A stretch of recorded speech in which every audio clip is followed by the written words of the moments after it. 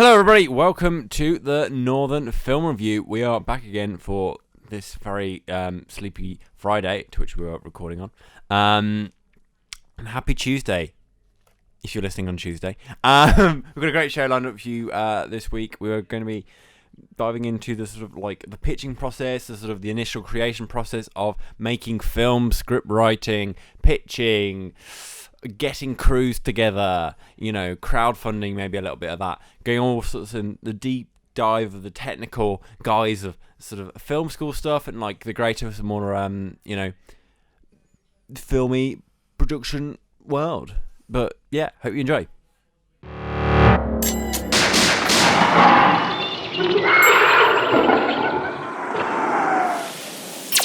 The Northern Film Review, with your hosts, Oliver Ellis and Luke Simpson. Hello Luke, how are you?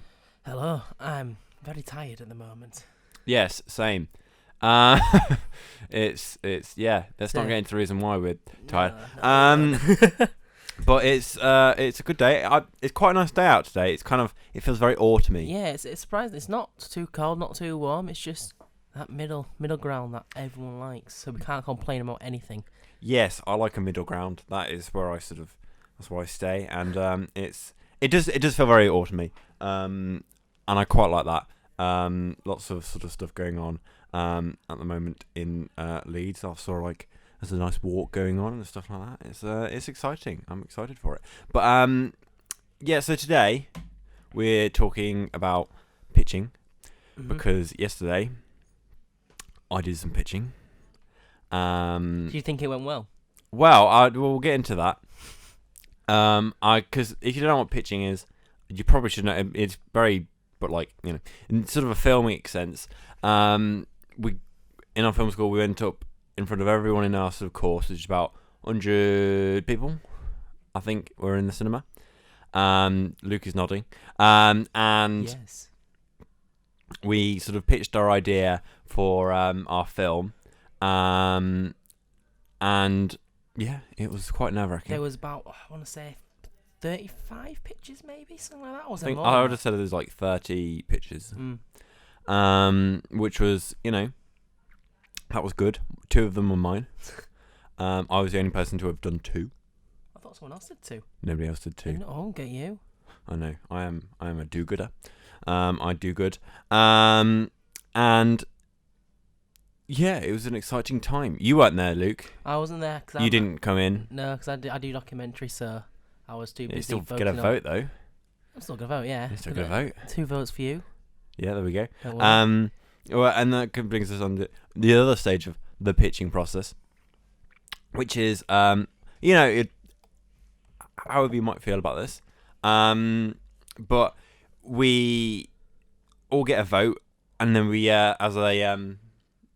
as a class, we get to vote upon who is the best pitch. So everyone gets a vote, and it's sort of this weird democratic process that we all vote upon.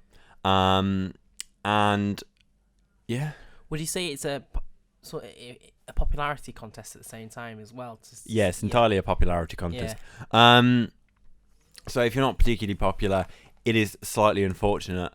You may have one of the best scripts there, but I don't know who that Donnie is, so we won't. Yeah, I mean it's kind of like it. I'm sort of lobbying to get votes at the moment, and being like, well, vote for me. I maybe sort of because everyone's there's always someone in their friendship group who is sort of voting, and who is pitching even, and they'll probably just vote for them really. And I think it's just sort of. The bigger the friendship group you have, the more votes you'll probably get. Yeah, well. Probably, and it's slightly unfortunate. It's kind of like head boy or head girl. Yeah. Which is its own thing. But then the lecturers also get to vote for the other half of the scripts, which I think is I don't know. I'm always pro democracy, but it's I think it's if I think my script is better than everyone else's. In a sense, it restricts that popularity as well, with the lecturers saying, "Oh, they're only choosing the best script, not the best person per se." I mean, maybe they think it's popularity contest and the most popular student, the one who has best attendance. So overall, Definitely. how many films get picked up then? 12. 12. Because it's the amount of producers. So Mhm. producer boy, or girl, or them. They will. Those are the ones who make the films, and so the amount of producers is what dictates how many films get made. So we've got 12 this year, and obviously there's a lot more scripts than there are producers. So trying to pick up them, and the sort of the thing is with the pitch is that you're trying to explain your script. Really, you're trying to sell your script to a producer, so they pick it up, and then they go and make the film, and they sort of provide funding for it, and that's sort of like the general gist of it. Yeah. I mean, usually it's an executive producer you're pitching to, and then they go, "Oh yeah, I'll do this," or you sort of like you pitch it with the producer and that sort of thing. It's a very sort of like what I like to think about it as is it's kind of like Dragon's Den in a way. Yeah. So I don't think normally you'll pitch in front of hundreds of people. Normally I think it's like an office and you pitch to them. But it depends if you're doing it at a convention as well, or a pitching your film at a festival. Then you'll have to pitch in front of a few hundred people there. But I think the more you do it, I think the more often you get to go into a big exec office and pitch to them directly. Yeah, and I think that's how sort of the big films get made, and then you sort of like have to do all this sort of technical stuff with the pitch. But at the end of the day, what you're doing is you're selling the script. So if you look at the My Dragon's Den metaphor, is the sort of often these people, they will come in and then they'll sort of have this project, but they don't really talk about the product. They'll talk about the businessy side of it, whereas that's not what you should do really. And I think this is what I try to do in my pitch, was sort of like have the ability to sell my script mostly, and sort of have other like the other elements like cinematography and actors or whatever, sort of a side bit, and then just like it's his own thing really, because the film hasn't been made yet. Yeah. Why am I talking about And the cinematography elements? technically, you might not be the cinematographer, because the cinematographer might have a completely different vision for Yeah, exactly. other things. So you can't really have a set vision, depending who you are. If you're like Edgar Wright, then yes, he'll have his vision, or Tarantino with his film. But if you're just a random scriptwriter or a random person who wants to get their script out there, Yeah. you can't really have a vision, because you won't be doing cinematography for it. So Yeah, and I think it's definitely interesting, sort of the way it's done, and I think it's definitely good practice to have this sort of stuff. But I think with pitching as well, not often, but sometimes you'll have already made something previous to pitch with. So Shiva Baby, well, I know this example quite well for some reason. Shiva Baby is this sort of film about this girl in university, and she's at this shiva, but the writer of it, she pitched the film with her short film she made in university, and I think often, well, not, and again I keep saying often, but I don't know how often it happens. You'll have made something previous to show them as like this is the thing. Concept vision or something like that, isn't it? It's Yeah. Vision or concept. I can't remember the exact wording, but it's like this is a shorter version of what I want to make full length. Yeah, exactly. Like I think I mentioned it last week. Saw was originally a proof of concept. It's called a proof of concept. Okay, yeah. A proof of concept of a short 5-minute scene. That's what I want my film to look like. Yeah, That's and I think I follow this director on Instagram called Mike Diva, and he makes music videos, and he will make the entire music video previous to making the music video on like his camera, and do it with his roommate, and sort of this proof of concept stuff, which I think works a lot better. And that's something I also tried to do in my pitch, was that I basically just read out the story and made the film. Well, I got my friend Luke, not you Luke, other Luke, I have a lot of friends called Luke, and I asked him, could you sort of like sync up some stock footage to this, so it kind of like as a visual to the story, and I'm basically just sort of making the film previous to making the film, but in a sort of that's worse way. A little bit like a sizzle reel. Yeah, that comes in on to my next sort of the technicalities of a pitch, right? I think depending on who you're pitching to, they'll often ask for the technical specifications of your pitch. So they want a pitch deck. So a pitch deck is sort of a general PowerPointy type thing of like lots of stuff. So who are the actors in it? Who's the director? What are these sort of technical things? And sort of visual influences and stuff like that. And doing all that for sort of fun stuff. And then you've got the sizzle reel, like you said, which is kind of a montage of all the films, which is kind of like, because I think when you pitch a film, this is kind of something you might have heard of before. You go, oh, it's Black Mirror meets Zodiac, or something meets something, and this is often you're combining the two things to make a new thing. It's like I hear this often as an A24 vibe. I hear that a lot. Yeah. And it's, especially on this Facebook group I'm a part of, like, oh, I know it's not an A24 film, but it's got an A24 vibe to it. And I think when I was sort of, I was pitching my film to producers in pitch dating, which is a weird name for it, but it's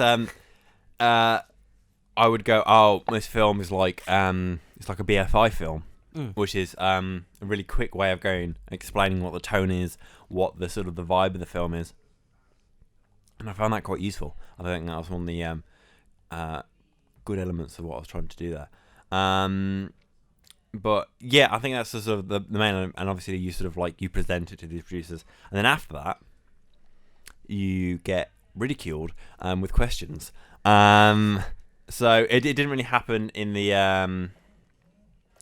thank you, phone. It didn't really happen in the sort of in the main pitches that we were doing. But when I was sort of doing the pitching tutorials with the lecturers, they would ask some very interesting questions. Ones of which I can't really answer properly. And they're like, oh, what would happen if this was like... And I'm like, I don't know. I think they're very complicated. That's a hypothetical. I can't really think of hypotheticals. It's very complicated. And you'll often get asked questions like, how is it going to be funded? Where's the money going to come from? Stuff like that. And that was quite difficult. I mean, I got some questions on the day. So for my second pitch, I didn't get any questions. I don't know whether that's a good thing. Maybe everything was explained in the pitch. Not sure. Question mark. Whereas in my first pitch, I got a couple of questions. So I kind of got like one of the questions being, would you sort of allow the actors to improvise? That's an interesting question. That's a weird question because my film is like sort of sitcom about this MP and she's a politician. I was like, I suppose so. I mean, it's very character driven. It's it is a comedy, and sometimes he's sort of. It's because you mentioned that you got a little bit of influence from the thick of it, wasn't it? Yeah, the thick of it. Yeah. I'm pretty sure that they improvised a fair bit in that as well. And the same with The Office. If you're keeping it in one space, if you're keeping it comedy has room for improvisation normally, especially satirical. Definitely, yeah. And I think I like the idea, but I'm not going to direct the film. Yeah. So that'll be up to the onus is on the director there. And then I got another question asked by a lovely man in a onesie, and he kind of asked this question to everyone. What locations are you going to use? And I was like, I just said it's like one office. It was a bit of a, no hate. It was a bit of a weird question to ask when I just said it's set in one place. It's set in an office. I think that person might not have been listening to me, which is fine. But it was nice to answer these sort of questions. Do you think it's good to ask questions when you're doing a pitch, or not get asked questions? Because it's like, if they're asking questions, they're interested in it, but they're asking questions because you might have missed something out, or is it better not to ask questions because you think you've got everything inside that pitch deck? See, this is a question that keeps me awake at night. Yeah. is, are they asking questions because they're interested and they want to like know more, or are they asking questions because they didn't explain it enough? I think it depends on the question. I think So like the improvisation one. The improvisation That's one, like interesting. yeah, Because that person was interested in it, Yeah. and I think the question about location was maybe because I didn't explain it enough. Yeah. And then for my third pitch, I got no questions. What does that mean? Which is, I sort of wrapped that up in my brain a little bit. I'm like, I don't know. It's very confusing. And like I said, we're going to get voted on it, and it's going to come out next week. Will my films get through? Fingers crossed. Fingers crossed. Trying to lobby votes at the moment. If you're listening and you're a Northern Film School student, please vote for me. No, the voting will be closed by the time you hear this podcast. If you didn't vote for me, well, that's sad. I mean, worst case scenario, I pitch twice, put in loads of effort, neither of my pitches get chosen. That would be very depressing. But then the lecturers will think, oh, but he tried his hardest. He did 2 scripts. That took dedication. Well, that's the thing is, like, I did 2 scripts, and I think one script appeals to the lecturers more, so that'll be like the MP surgery one. Yeah. And then my other script, which is about like sort of county line drug running, it very much appeals to filmmakers, the student body, because it's a very studenty film. Most student films are very depressing. Yeah, that's a good way to put it. But it's it is true. I mean, I think all the films that we've made are kind of depressing. Yeah. Definitely second year films. I'm pretty sure 95% of the only one of them was funny. Well, yeah, so 99% were.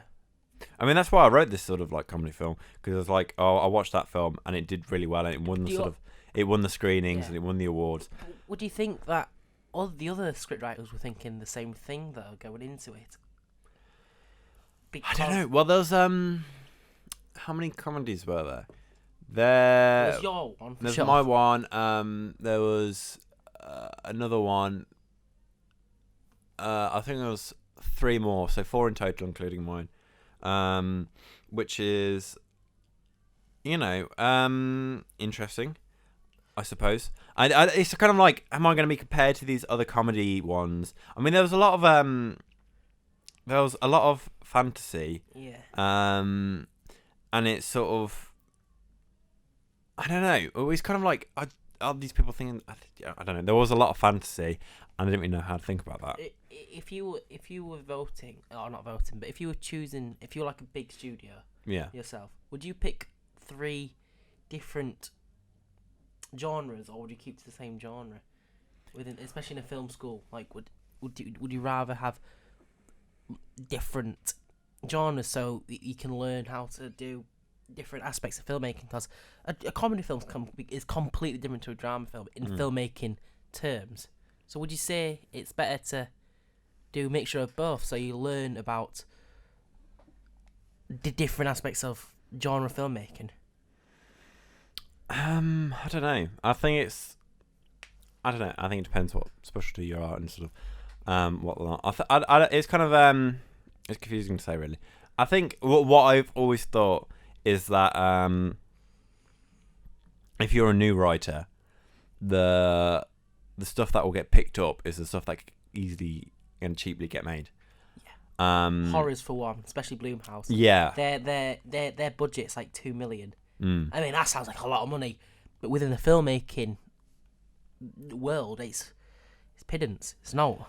Yeah, I think it's if you're a new writer, you either write horror, sort of social realist stuff, or you sort of write comedies.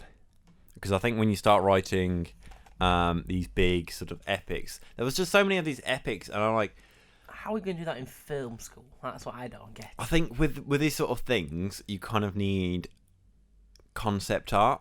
Yes. And I think because it's kind of like making an animated film in a way, and you need to be like, well, I've got these images and I've got this drawing of like, I don't know, Buzz Lightyear or whatever, and be like, well, I want to make this film and these are what they're going to look like. Because I think, you know, if you're making a drama film, people know what a blonde 30-year-old woman looks like. Yeah. And if you explain that, you go, but if you're sort of explaining this sort of, you know, new age film about lizards, you need to go, well, they, I think a lot of people sort of like, there was kind of like a lot of post-apocalyptic sort of stuff, which was sort of easily sort of visualized by sort of like previous stuff, like, you know, people with gas masks and stuff like that. That's easy to do. But like, you know, if you've got like this big alien dude, it's like, Big alien, because I think I saw one that was like time travel, that with different set pieces and different worlds and different things like that. That's gonna be very difficult to do, because don't you have restrictions? Don't we have restrictions to where we're allowed to film? yeah, we are. So we can't go abroad. So we can't, if they had like Egypt or something like that, we can't go to Egypt. It'll be comping or something. We'll have to go on a green screen and comp it on. So that, Yeah. so especially for the epics, it's going to be definitely harder. And I think also within epics, I think epics don't fit the short film criteria. I think an epic, well, epic's an epic, isn't it? Words in its name. It needs to be a longer film. Yeah, and I think so. And it's sort of, it is unfortunate, really, because if you're really into the, you know, sci-fi and Lord of the Rings type stuff, you know, it's quite unfortunate, really, because you just don't really have the budget to do that. Yeah. Well, so what is the budget? Have you been told what budget you £900 for drama films, £600 for experimental. Nice. 900, you say, for drama? Yeah. Yeah. So, And that's not including sort of crowdfunding. yeah. Oh, definitely. Do you want to talk a bit about crowdfunding, actually? Yeah, I think, so crowdfunding, if you don't know, is when you sort of ask people on the internet for money. No, but it's kind of like you go on a website like Indiegogo or Kickstarter, and then you sort of explain what your project is, and then you sort of ask for money. And that's like a pitch itself as well. Yeah, and you ask for money in, and then you give back sort of like, you know, teasers to the film and like shirts and stuff like that. Stuff like that. It's kind of like Patreon sort of thing, and it's something that will come on after the sort of the initial script pitching stages. So you probably see a lot of sort of crowdfunding stuff close to Christmas time, which is sort of, I mean, you know, you go like, oh, 900 quid for like a 10-minute film made by students. You'd think that'd be enough money. I think it's not really. If you want high quality, basically covers travel and accommodation pretty much. Yeah, and I think, you know, with like actors and stuff like that, I think there's a lot of actors that are in London, and I think, you know, there's lots of actors in Leeds as well, but they're not The best. well, I wouldn't say that, but I think it's sort of like they're doing it as a hobby rather than a professional career. And if you want really good actors, you gotta like pay for the transport, give them accommodation, and this is a 4-day shoot. And then, you know, you have 3 main characters. Are you going to do that for, you know, if you want good characters, you know, it's 3 characters. How much money is that? Probably like 500 quid so far. Depending what hotel they use. Depending on what hotel, you know. And, you know, you got to feed them a little bit on set. You got to do all this sort of stuff. And then, you know, you got to pay for like production design stuff. And production design stuff goes infinitely to the heavens about how expensive it is. Props. Costumes, everything like that. Yes, we can go to charity shops, which we do as well. But then it keeps racking up because you got 3 characters, so you need a top, some trousers, some shoes, hair, makeup. It adds on and on and on, and people don't realise that's where that 900 quid goes. It goes like that. And you also need more money to keep adding on the production design, and maybe if you've got reshoots to do, bring the actors back. Yeah, definitely. And I think it's sort of, it really racks up. And I think, you know, I think the sort of the perfect budget, I think sort of like my surgery film, which is sort of shot in an office, it's got 3 characters in it, but comedy acting is very difficult. And I think what I kind of thought was like, you know, spending a lot of money on very good actors, And I kind of thought to myself, because it's only one office, and this could literally be shot, in the Leeds Beckett building, and sort of like be like, oh, okay, well, this is. That's what I was thinking. I was wondering if you're going to use a soundstage, like we had in Electric Press, where it was like a room and you can make your own set there, or would you prefer to actually rent out an office? Well, I think that's I don't know. For like the day or two. I think it is up to the production designer. Yeah. I think, but like what I kind of thought is like I could, you could reposition all that budget into getting a name brand actor. Yeah. I'm not saying we're not going to get like, Simon Pegg. Or... I can't name any actors for some reason. Yeah, let's go with Simon Pegg. I don't think we're going to get Simon Pegg, but maybe someone who's had a couple of small television appearances. And that would sort of give a lot of kudos to the film, And I think, and also with the sort of the surgery film, it's very much kind of like I could really see it being like a pitch for a sitcom or a film or something, and I think that could really work. I'm sort of like wishful thinking here, but it's I'd say for your for your surgery film, that's the sitcom, right? That's like you're stuck in it's one room, so it's not going to be visually stunning in a way. No, yeah, no, I get that. So that's why I think you were thinking getting better actors in, because that will carry the film rather than having beautiful cinematography of landscapes and stuff like that. You can still make it make the office look nice, but it's an office. Offices are always tend to be black and white with a monitor and a keyboard and paper and a printer. Very beige and white and not very cinematic. Yeah. Hence why it's probably better or wiser to spend that money on not a big brand actor, but an actor who's been around the block, not some Donnie at a drama school. Yeah, I think no offense to the Donnies at the drama school, but it's it's the same thing really, and I mean it's kind of maybe, and again I'm not directing it. You know what? I've accidentally directed 2 of my films. Maybe somehow I'll end up directing this. Let's hope not. But it's like, yeah, I don't know. It's I think about it a lot. Would you want to be around? And because it's you wrote the script, would you want to be around set whilst they're making it to see how that vision's going? Because I wrote the script for my second year film, and I also did sound on it, and I was also sort of like directing it to begin with through the script development process. And it was kind of hard because there's lots of stuff you would like do on the day that you just kind of cut out and be like, well, I don't really want this person to do this because it doesn't really work well. And like seeing that and be like, this is my vision and it's being rubbished. Yeah.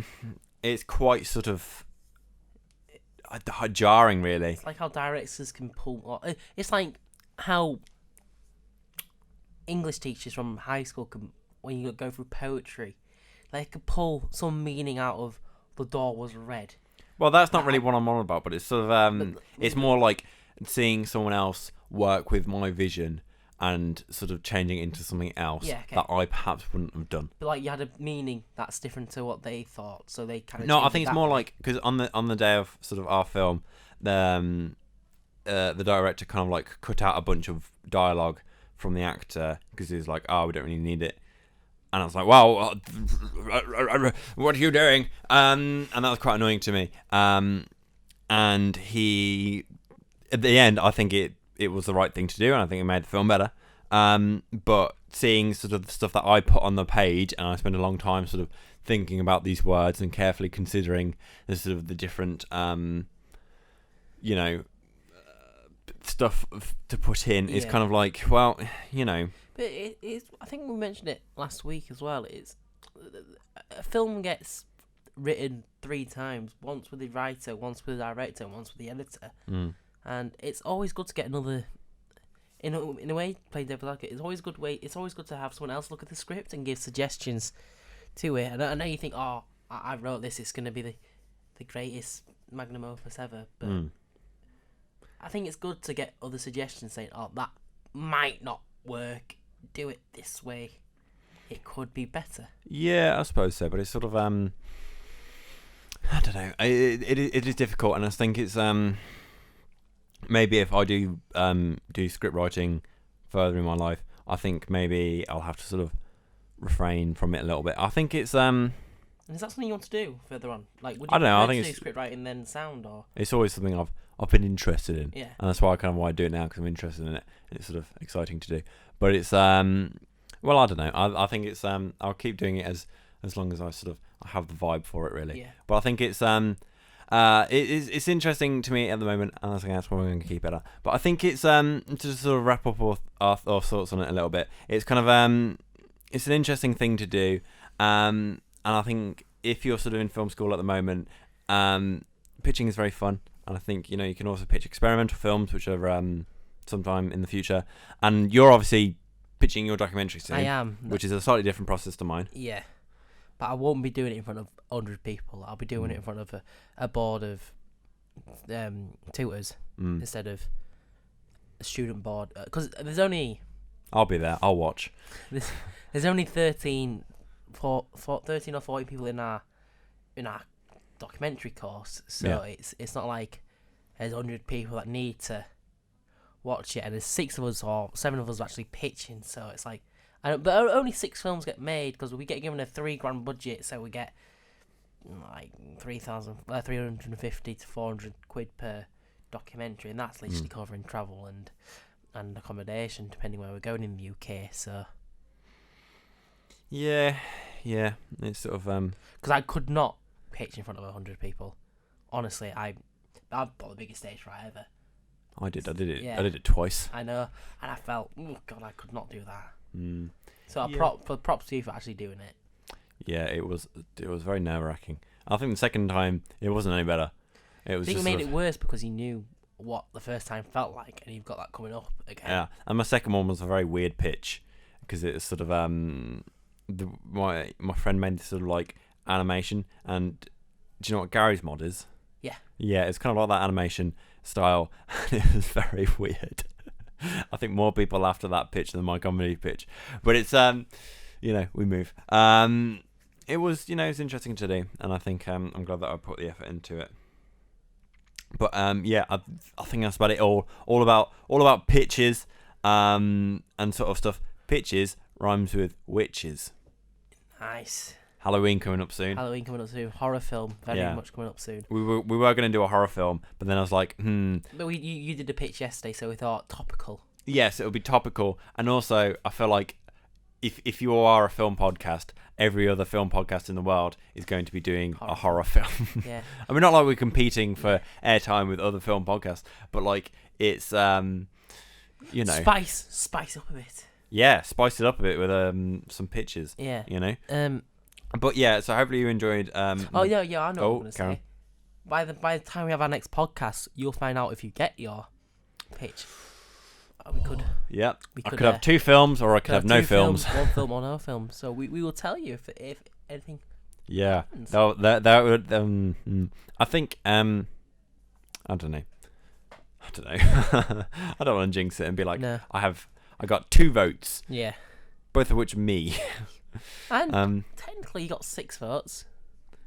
Yeah, So but far. for 3 for each film though. Yeah. So it's that's what another thing I'm thinking. If I've done 2 pitches, is that going to split my votes? Am I going to accidentally just split all my votes? Because that'll be quite annoying, really.